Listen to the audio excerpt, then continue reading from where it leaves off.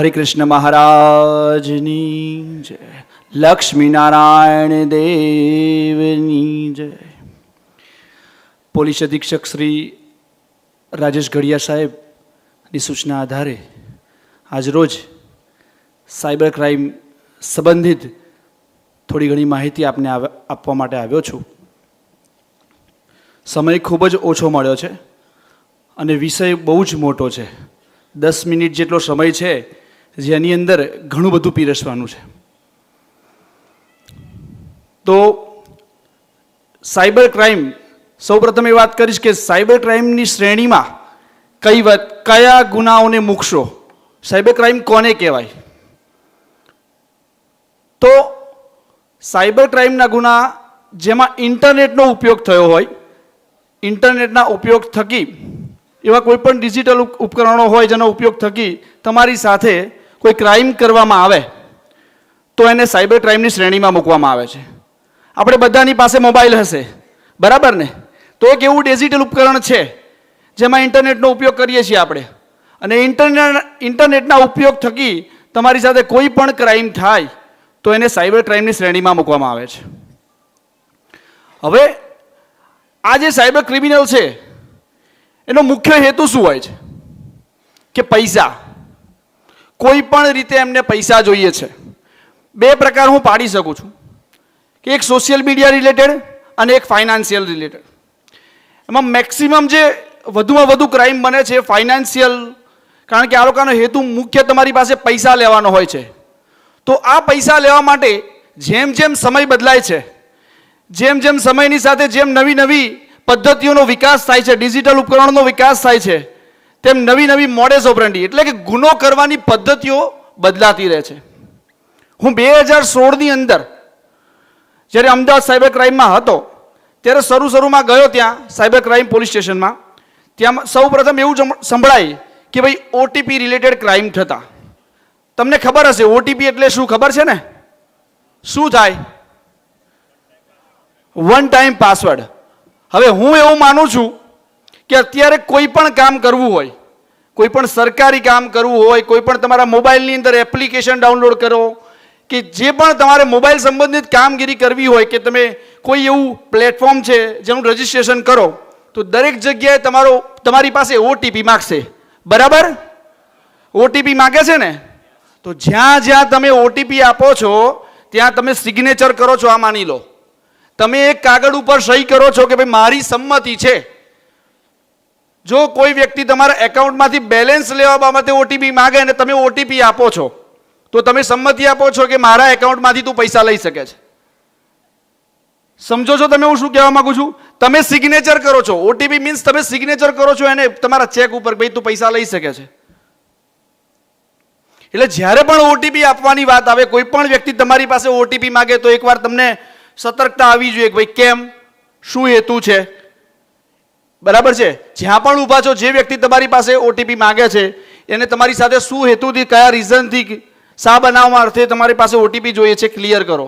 તમારો પરિચિત વાળો વ્યક્તિ છે, હું તો કહું છું કોઈને ના ભાઈ, તમારી સામે જે વ્યક્તિ ઊભો છે એ તમારા સંબંધિત કોઈ કાર્યવાહી કરી રહ્યો છે, તમને ખબર છે અને જરૂર છે તો આપો.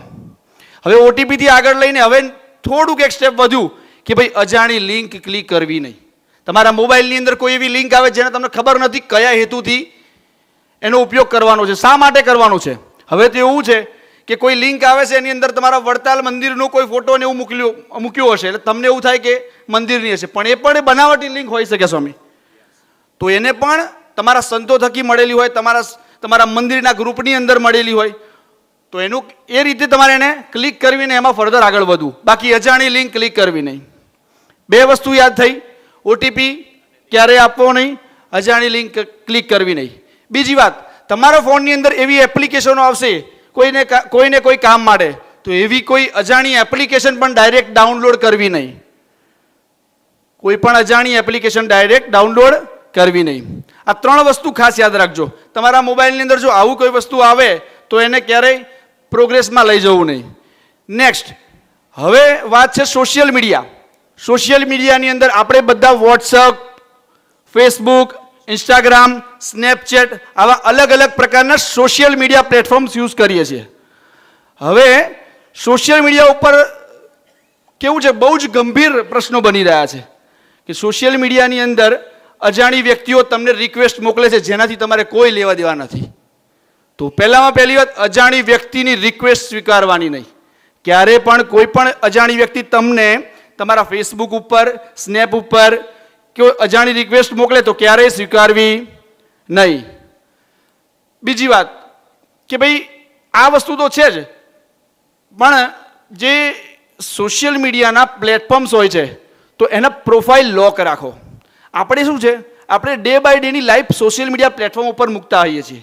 આપણે બધા જોતા હોય છે કે દરેક લોકો છે, કોઈ પણ જગ્યાએ જાઓ છો કે ભાઈ આજે આ કોઈ મંદિરમાં ગયા, કોઈ ફરવાની જગ્યાએ ગયા, કોઈ થિયેટરમાં ગયા, તો એ જ લાઈફને સોશિયલ મીડિયા પ્લેટફોર્મ ઉપર મૂકી દઈએ છીએ. તો એ ટાળો, તમારી પ્રોફાઇલ લોક રાખો. હવે જે આ સાયબર ક્રિમિનલ છે એ લોકો શું કરે છે કે ભાઈ અલગ અલગ પ્રકારની મોડેસ ઓપરેન્ડી, માનો કે એના ઘણા પ્રકાર છે: job fraud, loan fraud, matrimonial, OTP, without OTP, credit card સંબંધિત, એમાં રિવોર્ડ્સ પોઈન્ટ ને બધું આપવા માટે, બરાબર છે. તો અલગ અલગ મોડેસ ઓપરેન્ડીથી ક્રાઇમ કરતા હોય છે. હવે જે અત્યારે લેટેસ્ટમાં ચાલી રહ્યું છે એની વાત કરું તો અત્યારે મેક્સિમમ લોકો જે ફ્રોડમાં આવે છે તો એ બે પ્રકારના છે. કે એક ઇન્વેસ્ટમેન્ટ સંબંધિત ફ્રોડ. આપણે બધા શેર માર્કેટની એની અંદર ઇન્વેસ્ટ કરતા હોય છે, તો તમને છે ને કોઈ વોટ્સઅપ ગ્રુપની અંદર એડ કરી દેવામાં આવશે અને આ ક્રાઇમ જે બને છે એમાં બહુ જ મોટી માત્રાની અંદર લોકોના પૈસા જઈ રહ્યા છે. કોઈના 5 લાખ, 10 લાખ, 50 લાખ, 60 લાખ, આટલી મોટી મોટી માત્રામાં લોકો અમાઉન્ટ ભરે છે. કેમ કે એમને જ્યારે એ ગ્રુપની અંદર એડ કરવામાં આવે છે, એ ગ્રુપની અંદર જે ચેટિંગમાં ચર્ચાઓ થાય છે એમાં પ્રોફિટ દેખાય છે કે ભાઈ આની અંદર તમે ઇન્વેસ્ટ કરશો તો તમને ખૂબ સારો પ્રોફિટ મળશે. હવે શું થાય છે કે ત્યારબાદ આ લોકો તમને કે ભાઈ એ ગ્રુપની અંદર એડ કર્યા પછી 5-10 દિવસ થયા હોય એટલે તમે પણ લોકોને પૈસા કમાતા જોશો એટલે તમને રસ થશે, એટલે તમે કહો ભાઈ મને પણ ઇન્ટરેસ્ટ છે. હવે ગ્રુપની અંદર તમે એવું કહેશો એટલે તૈયારીમાં એ લોકો એલર્ટ થઈ જશે. પછી તમને સ્કીમ આપશે એક બે, ભાઈ ચલો આ સ્કીમ છે, આ શેર માર્કેટની અંદર તમે રોકાણ કરશો તો તમને આ બેનિફિટ મળશે, બરાબર છે. તો તમે માનો કે 50,000 રૂપિયાનું ઇન્વેસ્ટમેન્ટ કરાયું તો તમને 1-2 વખત પ્રોફિટ પણ પાછો આપશે. 50,000ની સામે બીજા 20,000 પ્રોફિટ સાથે 70,000 2 કલાકની અંદર રિવર્ટ કરી દેશે. આવું 1-2 વખત કરશે અને પછી જે વસ્તુ થાય છે અકલ્પનીય હોય છે. કહેવાની મતલબ કે આઈપીઓની અંદર ઇન્વેસ્ટ કરાવશે, પછી 350 માનો કે તમારા આઈપીઓનો શેર છે એની જગ્યાએ ભૂલમાંથી 4 લાખ શેર લેવાઈ ગયા છે. હવે તમે વચ્ચે આવી ગયા છો, તમે 2 લાખ 5 લાખ ભરી દીધા છે, હવે તમે પાછા નથી ખસી શકતા. એટલે શું કહે છે કે બીજા તમે 20 લાખ રૂપિયા ભરો તો જ તમે ફર્ધર પ્રોસિડિંગ કરી શકશો. એટલે તમે ગમે ત્યાંથી આગળના 5 લાખ રૂપિયા જે તમારા ફસાયેલા છે એને લેવા માટે બીજા 20 લાખ રૂપિયાનું ઇન્વેસ્ટ કરશો. સમજો હું શું કહેવા માંગુ છું તમને? બીજી વાત, અત્યારે આપણે બધા ફોન કરીએ છીએ તો પેલી રિંગટોન, કોલર ટ્યુન સંભળાય છે તમને લોકોને. તો એમાં એવું થાય છે કે આ લોકો શું કરે છે, જે ક્રિમિનલ છે એ પોલીસના નામે ફોન કરે, કસ્ટમ ઓફિસરના નામે ફોન કરે છે અને ફોન કરીને તમને કહેશે કે ભાઈ તમારા નામે એક કુરિયર છે, એ કુરિયરની અંદરથી ડ્રગ્સ મળી આવ્યું છે, તમારો આધાર કાર્ડ નંબર છે, બરાબર છે. એટલે તમે ગભરાઈ જશો, સ્વાભાવિક વસ્તુ છે કે ભાઈ હવે તમારા વિરુદ્ધમાં અહીંયા કેસ દાખલ થયો છે અને તમને એરેસ્ટ કરવાના છે, તમને ડિજિટલ એરેસ્ટ કરવાના છે. ડિજિટલ એરેસ્ટ નામનો એક શબ્દ આવ્યો છે, જ્યારે ખરેખરમાં હું ડિજિટલ એરેસ્ટ જેવો કોઈ શબ્દનું અસ્તિત્વ જ નથી. કોઈ વ્યક્તિને ક્યારે ડિજિટલ એરેસ્ટ થઈ શકે? પોસિબલ જ નથી એવું. પણ એક બનાવટી શબ્દ છે ડિજિટલ એરેસ્ટ. અને હમણાં જ જે મૌધાની અંદર એક કેસ દાખલ થયો એમાં 61 લાખ રૂપિયા એમણે આપી દીધા કે ભાઈ તમારા વિરુદ્ધમાં તમારા આવી રીતે મળ્યું છે ને જો તમે નહીં આવો તો તમારા દીકરા દીકરીને પણ અમે લોકો સુપ્રીમ કોર્ટમાં લઈ જઈશું ને આમ તેમ ધમકી આપી. તો આવા ઘણા બધા કેસીસ. તો ક્યારે પણ આવો કોઈનો ફોન આવે તો વિશ્વાસ ના કરો અને ગભરાવું નહીં, ક્યારેય ગભરાવું નહીં. પોલીસ તમારા માટે જ છે. તાત્કાલિક બહાર આવો, પોલીસને મળો, નજીકના પોલીસ સ્ટેશનમાં જાઓ, સાયબર ક્રાઇમ પોલીસ સ્ટેશને આવો. અચ્છા, આ બધું ધ્યાન રાખવા છતાં જો ક્યારેય કોઈની પાસે સાયબર ક્રાઇમ થઈ ગયો તો શું? માનો કે રોડ ઉપર કોઈ એક્સિડન્ટ થયો છે તો તમે જતા હશો તો કોને ફોન કરશો? કયા નંબર ઉપર કોલ કરશો? 108. આ ખબર છે આપણને. તો આ રીતે જ્યારે સાયબર ક્રાઇમનો એક્સિડન્ટ થાય કોઈની પણ સાથે, કોઈ પણ મેટરમાં આવી રીતે સાયબર ક્રાઇમ તમારી પાસે થયું કે એ સોશિયલ મીડિયા રિલેટેડ હોય કે તમારા ઇન્સ્ટાગ્રામ ફેસબુક રિલેટેડ કે પછી ફાઇનાન્સ કોઈ પણ મેટરમાં, તો તાત્કાલિક સરકારશ્રીનો એક નંબર છે, એ બધા યાદ રાખી લેજો. 1930. કયો નંબર છે? 1930. કયો નંબર યાદ રાખવાનો છે? ફરીવાર કયો નંબર યાદ રાખવાનો છે? જય સ્વામિનારાયણ. કયો નંબર યાદ રાખવાનો છે? હા, તમે જોરથી બોલો. 1930. કયો નંબર? અચ્છા, હવે આ 1930 નંબર મેં તમને કીધો ને, હવે તમારા ઘરમાં તમારા દીકરા હશે, તમારી દીકરીઓ હશે, તમારા બાળકો હશે, તમારા પરિવારની અંદર, સોસાયટીની અંદર, તો દરેક સુધી આ નંબર પહોંચવો જોઈએ. કેમ કે આપણા ધર્મમાં કીધું છે કે આંગળી ચીંધવાનું પૂન લેવાનું છે. જો કોઈની પણ સાથે આવો બનાવ બનશે અને બાજુવાળા રામુ કાકાએ કીધું હશે કે બેટા 1930 ઉપર ફોન કર, અને એના જો કોઈ પૈસા ગયા હશે ને પૈસા હોલ્ડ થઈ જશે. અચ્છા, હવે એ વાત કરું કે માનો તમે 1930 ઉપર ફોન કરશો, તમે 1930 ઉપર ફોન કરો તો શું થાય? તમારી જે પણ અમાઉન્ટ ગયેલી છે, બરાબર છે, એનો મેક્સિમમ પ્રયાસ કરીને એ અમાઉન્ટને હોલ્ડ કરવામાં આવે છે. 1930 ઉપર ફોન કરશો એટલે તમારે 4 વસ્તુ ખાલી યાદ રાખવાની છે. તમને એટલું પૂછશે કે ભાઈ ક્યાંથી બોલો છો? તમે કહેશો ખેડા જિલ્લામાંથી બોલું છું સાહેબ. તમારું પોલીસ સ્ટેશન કયું છે? કે વડતાલ પોલીસ સ્ટેશન છે. તમારું નામ શું છે? કે મહેશભાઈ રમણભાઈ પટેલ. અને ચોથી વાત કે ભાઈ શું બનાવ બન્યો છે? કે સાહેબ આવું આવું થયું છે. ઓકે, તમારી પાસે જે અમાઉન્ટ ગયેલી છે એના સ્ક્રીનશોટ ફટાફટ મને આ વોટ્સઅપ નંબર ઉપર મોકલો. તમારા સ્ક્રીનશોટ મોકલશો તમે એટલે તાત્કાલિક તમારા પૈસા જે જે એકાઉન્ટમાં ગયા છે એ એકાઉન્ટની અંદર તમારી અમાઉન્ટ જ્યાં સુધી નેટવર્કની અંદર હશે, બેન્કિંગ સિસ્ટમની અંદર જ્યાં સુધી વિડ્રોલ નહીં કરી લેવામાં આવી હોય તો એ અમાઉન્ટને હોલ્ડ કરી દેવામાં આવશે. અમે લોકોએ આ વર્ષે લગભગ 2 કરોડ રૂપિયા જેટલી અમાઉન્ટ લોકોની આ રીતે રિફંડ કરાવેલી છે. તો પણ એ કેવું છે, એ વ્યક્તિને ખબર હતી કે હું 1930 ઉપર કોલ કરીશ ત્યારે જ આ પોસિબલ છે. એણે 1930 ઉપર કોલ કર્યો, એને પોતાની ડિટેલ્સ આપી, પોતાના સ્ક્રીનશોટ મોકલ્યા, એટલે ત્યાં ગાંધીનગરમાં જે ટીમ બેઠી છે અમારી સાયબર ક્રાઇમની, એ ટીમે એ પૈસાને જ્યાં ત્યાં હોલ્ડ કર્યા અને એટલે એના સુધી પહોંચાડી શક્યા. તો ક્યારે પણ કોઈની પણ સાથે સાયબર ક્રાઇમ થાય તો 1930 આ નંબર યાદ રાખજો. અને તમારી સોસાયટીની અંદર, તમારા ગામની અંદર, તમારા કુટુંબના વોટ્સએપ ગ્રુપોની અંદર, તમારા બાળકો વચ્ચે આ નંબર શેર કરો. અને ખાસ અત્યારે જે મોબાઈલ ડિજિટલ બધું ચાલી રહ્યું છે એમાં રોજબરોજ એના લીધે ઘણું બધું નુકસાન આપણને થઈ રહ્યું છે. ખાસ કે આપણો સમય ખરીદી લીધો છે એણે, આપણો મેક્સિમમ સમય એને આપી રહ્યા છીએ અને એની અંદર જ ક્યાંક ને ક્યાંક આપણે ગૂંચવાઈ ગયા છીએ. બરાબર છે, કારણ કે એક કાલ્પનિક દુનિયા છે, એને બધું ચાલી રહ્યું છે, આપણને ખબર નથી હોતી. બરાબર છે. અચ્છા, હવે આ જે સાયબર ક્રિમિનલ છે જે એકાઉન્ટ નંબરોની અંદર પૈસા ટ્રાન્સફર કરવાનું કહે છે એ બધા કોઈ વ્યક્તિના નામના હોય છે. હવે લોકો જે પૈસા આપી રહ્યા છે લોકોને એટલી ખબર નથી કે ભાઈ તમે જે પૈસા આપી રહ્યા છો કોઈ પર્સનલ વ્યક્તિનું એકાઉન્ટ છે. બરાબર, તમે જો સાવચેત રહેશો, તમે જો સતર્ક રહેશો અને તો તમારી સાથે જાણકારી હશે કે ભાઈ આવું આવું આજે અહીંયા એટલે માટે જ તમને કહેવા આવ્યો છું કે ભાઈ આવું બધું ચાલી રહ્યું છે.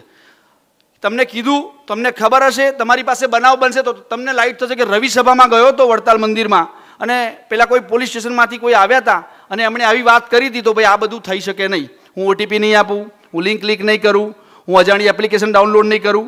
બરાબર, અને કદાચ કોઈની પાસે થઈ જાય તો કોઈને મફતની સલાહ આપજો, કોઈને મદદ કરજો. બરાબર છે કે 1930 નંબર ઉપર વાત કરો તો જેથી તમારી પ્રશ્નોનું નિરાકરણ આવશે. આટલી વાત સાથે પૂર્ણ કરું છું. સર્વને મારા જય સ્વામિનારાયણ. જય સ્વામિનારાયણ. સાહેબ 1 મિનિટ, સામ સામે વિરલભાઈ, તમે એક એવી વાત કરી કે આપણે જ્યાં ગયા હોઈએ એ સોશિયલ મીડિયા ઉપર અપલોડ નહીં કરવાનો, તો એ તો એના માટે તો છે, તો એનાથી ક્રાઇમ થવાની શક્યતા કઈ રીતે? આજે હું દ્વારકા ગયો તો હું દ્વારકા ગયો છું, મારે બધાને બતાવવું છે એટલે તો હું મૂકું છું. સ્વામી, એની અંદર એવું છે કે જે લોકો સોશિયલ મીડિયાની અંદર પોતાના ફોટોગ્રાફ્સને અપલોડ કરી રહ્યા છે, આ ફોટોગ્રાફ્સનો જ લોકો દુરુપયોગ કરે છે. જો તમારી પ્રોફાઇલ લોક નહીં કરી હોય તો અન્ય વ્યક્તિ એ પ્રોફાઇલની અંદર એ ફોટોગ્રાફ્સ લેશે અને ફોટોગ્રાફના લઈ બીજું કોઈ એકાઉન્ટ બનાવવું છે એને તમને હેરાન કરવા માટે, તો ફોટોગ્રાફ્સમાંથી તમારો ફોટોગ્રાફ લઈ બીજું એકાઉન્ટ બનાવી લોકોને મેસેજીસ કરશે, લોકો સાથે વાતો કરશે, લોકોના આવા ઘણા બનાવો બને છે. ફેસબુકના તમારા મિત્રનું, તમારા સગા સંબંધીનું ફેસબુક એકાઉન્ટ બની જાય છે અને એ ફેસબુક એકાઉન્ટ થકી તમને રિક્વેસ્ટ આવે છે અને પછી તમને મેસેજ કરે છે કે ભાઈ મને 20,000 રૂપિયાની જરૂર છે, ટ્રાન્સફર કરશો? ત્યારબાદ પેલો ભાઈ ટ્રાન્સફર પણ કરે છે અને ત્યારબાદ બિચારા મિત્રને વાત કરતો કે ભાઈ ના, મેં ક્યાં માંગ્યા છે તારી પાસે. આવા બધા બીજું એક વાત કહી દઉં, સ્વામીએ વાત કરી તો એક એવા બનાવો પણ બને છે કે ભાઈ તમને એક અજાણ્યો ફોન આવશે એટલે કે ભાઈ ભૂલમાંથી મારે તમારા એકાઉન્ટની અંદર 50,000 રૂપિયા નાખી દીધા છે એવું કહે છે અને એ પછી તમને એક ફેક બનાવટી મેસેજ પણ આવશે તમારા મેસેજની અંદર કે ભાઈ તમારા એકાઉન્ટમાં 50,000 રૂપિયા જમા થઈ ગયા. હા, જમા થયેલા છે, પણ ખરેખર તમારા એકાઉન્ટમાં કોઈ પૈસા આવ્યા જ નથી. તમે મેસેજ જોઈને જ એ વ્યક્તિને પૈસા આપી દો છો. તો આવું પણ બને છે. તો જ્યારે પણ આવો કોઈ ફોન આવે તમારા, તો પહેલાં એકાઉન્ટ ચેક કરી લેવું કે ભાઈ ખરેખર એકાઉન્ટમાં પૈસા આવ્યા છે કે નહીં. અને જો પૈસા આવ્યા હોય તો પછી સંબંધિત બનાવને આગળ બાબતે તમારે જે આગળ તમને લાગે કે યોગ્ય છે તો ઠીક છે. બાકી હું તો એવું માનું છું કે આવું કોઈ પણ બનાવ બને તો પહેલાં cyber crime police station Nadiad કંઈ પણ પ્રશ્ન હોય, કોઈ પણ હરિભગત નહીં, ક્યારે પણ, મારું નામ કુલદીપ બારોટ છે, તો કોઈ પણ પ્રશ્ન હોય તો ત્યાં આવજો, અમારા સાયબર ક્રાઇમ પોલીસ સ્ટેશનની અંદર મળજો, કોઈ પણ પ્રશ્નનું તમારું નિરાકરણ લાવશું અમે. પણ આ લોકો, ઘણા લોકો એવા છે કે જે પોલીસ સ્ટેશન સુધી પહોંચતા નથી. કેમ? કે ભય હોય છે. એવા બનાવો બને છે મોબાઈલ સંબંધિત કે બહાર લાવતા બીક લાગે છે સ્વામી એમને કે હું કહીશ તો સમાજની અંદર બદનામ થઈશ. પણ કેવું છે કે જેવો પ્રશ્ન હોય એ રીતે અમે એને સોલ્વ કરતા હોઈએ. માનો કે કોઈ વ્યક્તિ કે સાહેબ મારે ક્યાંય નથી, કોઈને રિલીવ નથી કરવું, જાહેર નથી કરવું. હવે સાહેબ મને ખબર પડી કે મારો ફોટો ઉપયોગ કરીને બીજા કોઈ એકાઉન્ટ બનાવી દીધું છે, તો એ ગુનો બને? ગુનો બને. આઈટી એક્ટ 66C મુજબ ગુનો બને છે સ્વામી. ઓકે, એટલે તમને ખ્યાલ આવ્યો, તમે દર્શન કરવા જાઓ છો અને મંદિરમાં મૂકી દો છો તો ચોંડલા વાળો જાય ને તમને ચોંડલો કરી જાય છે. બાજુ ઊભો રહીને એકાઉન્ટ બનાવી દે અને પછી એમ કે તું દ્વારકા જઈને હું આવ્યો, તું વડતાલ જઈને હું આવ્યો. તે શું કર્યું તું? ભાડાના પૈસા નહીં, 500 રૂપિયા લાવીને. હવે પાછો એમ કે રોકડા નહીં જોતા, પેલા તમે ના પાડો તો એવો એવું કે લે ને આમાં સ્કેન કરી નાખો, સ્કેન કરી નાખો એટલે તમારું બધું સ્કેમ થઈ જાય. સ્કેન નહીં, સ્કેમ થઈ જાય. તમારી સતર્કતા જ તમારો બચાવ છે. તમારી કેટલી ડિટેલ્સ કોની સાથે શેર કરવી, ક્યાં શેર કરવી, કેવી વ્યક્તિને આપવી, તમારે જ તમારા હાથનો કંટ્રોલ છે. તિજોરીની ચાવી કોઈને આપી દો તો સ્વાભાવિક વસ્તુ છે તિજોરીમાંથી લોકો કાઢી જવાના છે. પછી એક આપે કહ્યું કે આધાર કાર્ડ એ લોકોની પાસે, તો આધાર કાર્ડ કઈ રીતે વહી ગયો? દાખલા તરીકે આમ કહું તારો આધાર કાર્ડ છે ને તમારું આ છે, માં કેવું છે સ્વામી, કુરિયર આવ્યું છે ને તમારો આધાર કાર્ડ આ છે. એની અંદર એવું છે કે ભાઈ આ બધો ડેટા છે, ડાર્ક વેબ કરીને એક છે, એની ઉપર બધો ડેટા મળતો હોય છે. 2-2 રૂપિયા, 5-5 રૂપિયાની અંદર તમારો ડેટા મળે છે. કોઈ મોલની બહાર, માનો કે તમે ડીમાર્ટની અંદર કોઈ વસ્તુ ખરીદી કરવા ગયા છો તો એની બહાર એક ચિઠ્ઠી લઈને લોકો ઊભા હોય છે કે સર તમારા માટે એક સ્કીમ છે, યા કોઈ પેટ્રોલ પંપ ઉપર, પેટ્રોલ પંપની બહાર કોઈ લોકો ઊભા છે, અજાણ્યા લોકો, કે ભાઈ તમને કોઈ હોટલની અંદર બોલાવવામાં આવશે, ત્યાં તમે તમારો ડેટા આપો છો કે ભાઈ નામ લખો મહેશભાઈ રમણભાઈ પટેલ, મારો મોબાઈલ નંબર છે, અમે અહીંયા એ ડેટા આપો છો. આ બધો ડેટાનો બિઝનેસ થાય છે. એટલે મૂળ આ ડેટા મળે છે અને ત્યાં જ આપણા મગજની સાથે રમત થઈ જાય છે. તમે એવું વિચારો છો કે સામેવાળા વ્યક્તિને મારું નામ ખબર છે, મારું એડ્રેસ ખબર છે, એનો મતલબ આ વ્યક્તિ જેન્યુઅલ છે, પણ ખરેખરમાં એ વ્યક્તિ જેન્યુઅલ નથી હોતો. Thank you sir. જય સ્વામિનારાયણ.